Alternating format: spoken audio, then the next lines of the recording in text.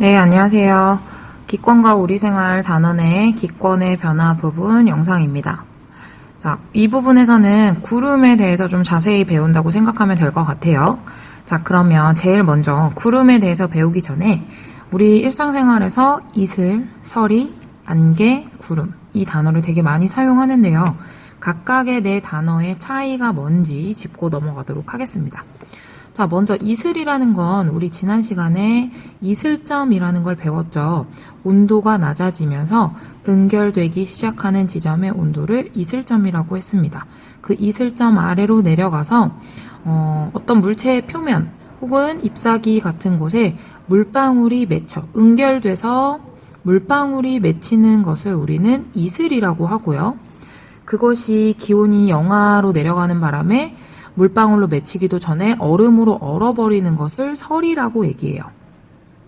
그러면 안개와 구름은 뭐냐면 안개는 이슬이긴 한데 이 응결량이 많아서 뿌옇게 보이는 현상을 안개라고 하고요. 이 안개가 지표면에서 생기면 안개지만 지상 위에 생기면 구름이 되겠습니다. 그러면 우리가 구름 안으로 들어가게 되면 안개 속에 있는 것과 같이 똑같은 느낌을 느낄 수 있다는 걸 알 수 있겠죠. 즉 안개와 구름은 같은 현상인데 어느 위치에서 생기냐에 따라서 우리 눈에 달라 보이기 때문에 명칭을 달리 해준 것입니다. 자, 그러면 두 번째 구름의 발생 실험을 한번 볼게요. 이거는 교과서에 나와 있는 실험인데요. 교과서를 함께 같이 볼게요. 교과서 146쪽에 있습니다. 자, 이 실험을 보면요. 실험을 어떻게 진행하냐면 시간이 되면 이 실험을 한번 해보려고 해볼게요. 자, 일단은 실험의 원리를 먼저 보도록 하겠습니다. 자, 제일 먼저 어떤 밀폐된 부피가 있는 용기에다가 호스를 연결하고 거기에 압력을 높여주거나 낮춰줄 수 있는 장치를 설치합니다. 공기를 압축시킬 때 즉 이거를 꾹 눌러줄 때겠죠. 압축시킬 때 이 안의 변화를 보는 것과 두 번째는 공기를 팽창시킵니다. 압축시켰던 걸 풀어주는 거예요. 이렇게 됐을 때 이 안쪽 내부의 변화를 살펴보는 실험인데요. 공기를 압축시킨다는 건 이쪽 안쪽으로 공기 알갱이들을 많이 집어넣는다는 거겠죠. 즉 이 안의 부피가 줄어드는 겁니다. 알갱이들 간의 입자 간격이 좁아지는 겁니다. 자, 반대로 공기를 팽창시킬 때는 공간을 터줬기 때문에 안에서 밖으로 새어나오려는 공기 분자들이 상당히 많을 거예요. 그래서 이 안에 공기 분자들의 사이 간격이 훨씬 더 벌어질 겁니다. 자, 그랬을 때 이 두 실험 결과의 차이는 뭐냐면 공기를 압축시킬 때는 맑아지는 현상을 살펴볼 수 있고요. 공기를 팽창시켜서 즉 간격이 넓어졌을 때는 뿌옇게 되는 걸 확인할 수 있습니다. 이 두 차이는 어떻게 오는 것인지 한번 종이에 정리해서 살펴보도록 할게요.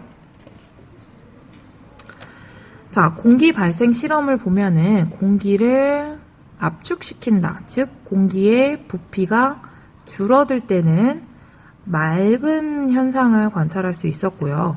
공기를 팽창시킬 때는 즉 부피를 늘려줬을 때는 뿌옇게 되는 현상을 관찰할 수 있었습니다. 자, 이때 우리 반드시 실험이 원활하게 진행되도록 어떤 물질을 집어넣어 주는데요.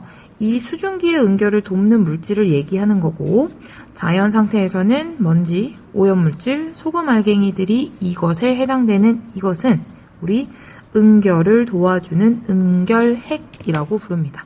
자, 그러면 응결핵을 집어넣어서 뿌옇게 보였다라는 건 뭐냐면 우리 이슬이 맺힌 것처럼 즉 안개가 생긴 것처럼 어느 정도 온도가 낮아짐에 따라서 응결량이 많아지고 이것이 결국에는 안개와 같은 즉 위치적인 차이가 있는 구름과 같은 것을 생성한다는 걸 확인할 수 있습니다.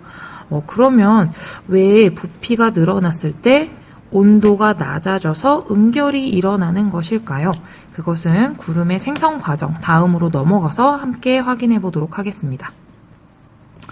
자, 우리 구름의 생성 과정을 보면요. 여러 단계가 있어요. 하나, 둘, 셋, 넷, 다섯, 여섯. 6단계가 있는데요. 구름의 생성 과정은 좀 외워놓으면 좋을 것 같습니다. 자, 구름의 생성 과정 먼저 볼게요. 우리 공기와 같은 기체 분자들은 외부에 열을 주고받지 않아도 부피 변화로 얼마든지 온도 변화를 유발할 수 있습니다. 즉, 부피가 늘어나면, 부피가 팽창하면 온도가 감소하게 되고요. 부피가 수축되면 온도가 증가하게 되는 것입니다. 다시 기체와 같은 공기는 부피 변화만으로도 온도 변화를 유발할 수 있습니다. 부피가 팽창하면 온도가 감소하고 부피가 수축하면 온도가 증가합니다. 자, 그러면 구름의 생성 과정을 한번 볼게요. 구름의 생성 과정은 먼저 공기가 상승하게 되면 어떤 일이 벌어지냐면 공기가 상승한다는 건 지표면에서 올라간다는 걸 뜻하기 때문에 지표면에서 멀어지면 멀어질수록 대기의 양이 줄어들게 되겠죠. 중력의 힘이 약해지니까. 그래서 대기의 양이 줄어든다는 거는 대기를 구성하는 기체의 알갱이들 사이의 간격이 멀어진다는 걸 의미해요. 그것을 우리는 부피 팽창이라고 얘기하고 그것을 다른 말로 단열 팽창이라고 얘기합니다. 즉 공기 분자 사이가 멀어지면서 부피가 팽창하는 현상을 단열 팽창이라고 합니다. 자, 단열 팽창. 부피가 팽창하면 온도가 낮아진다고 했죠. 그러면서 온도가 하강하게 되고 온도가 내려가면 우리 포화곡선에 의해서 온도가 내려가면 이슬점에 도달해서 응결되게 되는 거죠. 물방울로 맺히는 알갱이들이 많아지는 겁니다. 그래서 이슬점에 도달하게 돼요. 이 이슬점에 도달을 하면서 수증기가 응결이 돼요. 즉 응결이라는 건 물방울로 맺힌다는 거죠. 그러면서 구름이 형성되는 것입니다. 자, 다시 구름의 생성 과정. 가장 먼저 돼야 할 거는 일단 공기가 상승해야 돼요. 공기가 상승하면 대기가 줄어들기 때문에 단열 팽창이 일어나고 부피가 팽창하면 기체는 온도가 하강하게 됩니다. 이 온도 하강으로 이슬점에 도달하게 되고 이슬점보다 더 낮아지게 되면 수증기가 응결되면서 구름이 생성되는 겁니다. 이 순서를 좀 외워놓으면 좋은데요. 어떻게 하면 쉽게 외울까 선생님도 좀 고민을 많이 하고 있는데요. 좋은 아이디어가 있으면 좀 제공해주면 좋을 것 같아요. 일단 선생님은 공기 상승의 상, 팽, 상팽, 하이, 응 이렇게 외워요. 상팽, 하이, 응. 전혀 연관성이 없지만 여러분 나름대로 앞글자를 따서 순서를 꼭 외워주길 바랍니다. 자, 구름의 생성 과정을 봤어요. 그러면 구름이 이렇게 생성되는 건 알겠는데 생성될 때 뭐라고 했어요? 반드시 공기 상승이 제일 먼저 이루어져야 된다고 했습니다. 그러면 공기가 상승되는 경우는 어느 경우가 있는지, 다시 말해서 구름이 만들어지는 경우는 어떤 경우가 있는지 4가지를 한번 살펴보도록 하겠습니다. 자, 제일 먼저 구름이 만들어지는 경우, 지표면이 불균등하게 가열할 경우입니다. 자, 지표면이 있어요. 이게 땅이에요. 이 부분, 특정 위치가 불균등하게 태양빛이 너무 뜨거워서 여기가 엄청 뜨거워집니다. 뜨거워지면 지표면과 가까이 있는 공기층은 온도가 올라가면서 무게가 줄어들겠죠. 가벼워지겠죠. 그래서 위로 상승하려고 합니다. 이때 이 위로 상승하게 되면 부피가 팽창되게 되고 부피가 팽창되면 다시 기온이 하강하면서 위의 순서에 의해서 이슬점 도달하고 수증기가 응결하면서 구름이 생성되게 되겠죠. 즉 공기 상승의 원동력이 지표면에 불균등 가열이 되는 겁니다. 자, 두 번째, 공기 상승의 원동력. 두 번째, 공기가 산을 타고 올라갈 때. 자, 산이 있어요. 공기가 가다가 산을 만나면 자연스럽게 산을 타고 갈 수밖에 없습니다. 쭉 산을 타고 위로 올라가게 되면 그게 바로 공기 상승이 될 거고요. 공기가 상승하면 구름 생성 과정에 의해서 단열 팽창, 온도 하강, 이슬점 도달, 수증기 응결, 구름 생성, 이 과정을 하면서 구름이 만들어지는 겁니다. 자, 세 번째는 따뜻한 공기와 찬 공기가 만날 때입니다. 자, 여기에 따뜻한 공기가 오고 있고 여기에 찬 공기가 있어요. 그럼 둘 중에 더 무거운 건 어느 쪽이겠죠? 얘가 훨씬 무거워요. 얘는 가볍고.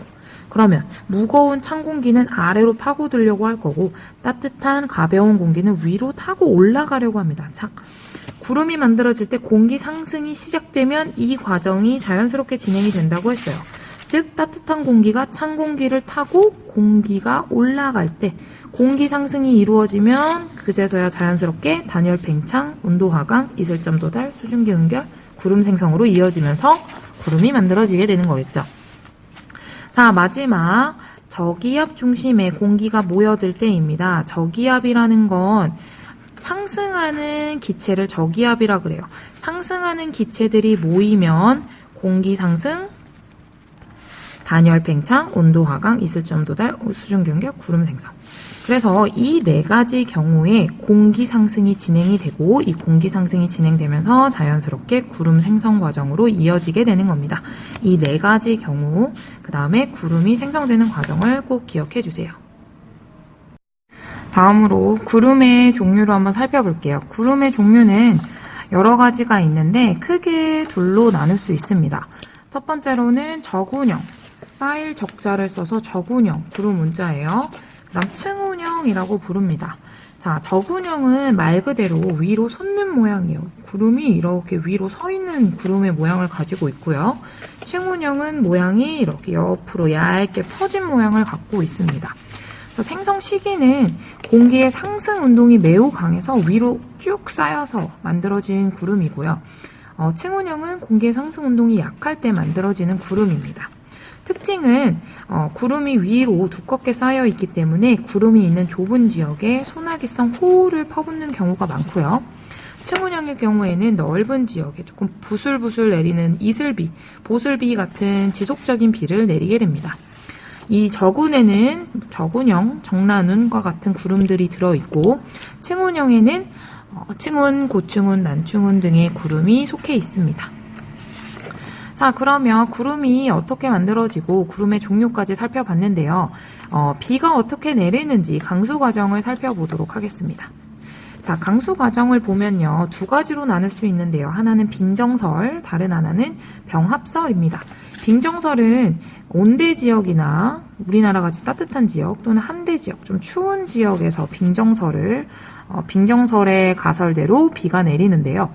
구름이 있으면 이 구름의 아래쪽은 0도보다 높아요. 그래서 물방울이 많고 0도와 마이너스 40도, 그럼 여기부터 할게요. 마이너스 40도 이상 구름의 꼭대기인 부분은 영하기 때문에 얼음이 많겠죠.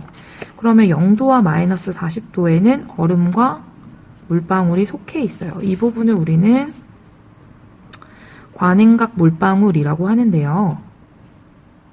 이 관행각 물방울 속에 있는 물들이 증발해서 얼음으로 갔다가 또 녹아서 내려오기도 하고 이 차례를 반복하다가 얼음이나 물방울이 너무 무거워져서 아래로 떨어지게 됩니다.